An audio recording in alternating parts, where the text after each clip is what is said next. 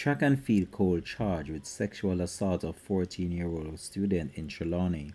Hi again and welcome. This is Links 007 TV News Report, and we'll be right back with the full and exclusive details to come. Welcome to Links 007 TV News Report, providing you with the best in local and international news updates.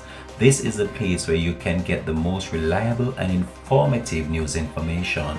Links 007 TV News Report. Welcome back and thanks for joining us. This is Links 007 TV News Report. Investigators from the Center for Sexual Offences and Child Abuse (ISOCA) in Trelawny have charged a track and field coach with sexual assault of a 14-year-old student of a prominent high school in the parish.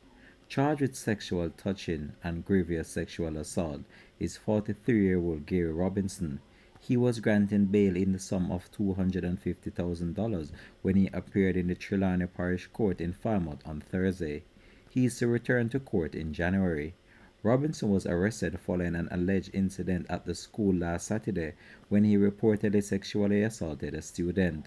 Links 007 TV will continue to track this story and provide you with the latest information to come on this. Thanks for watching.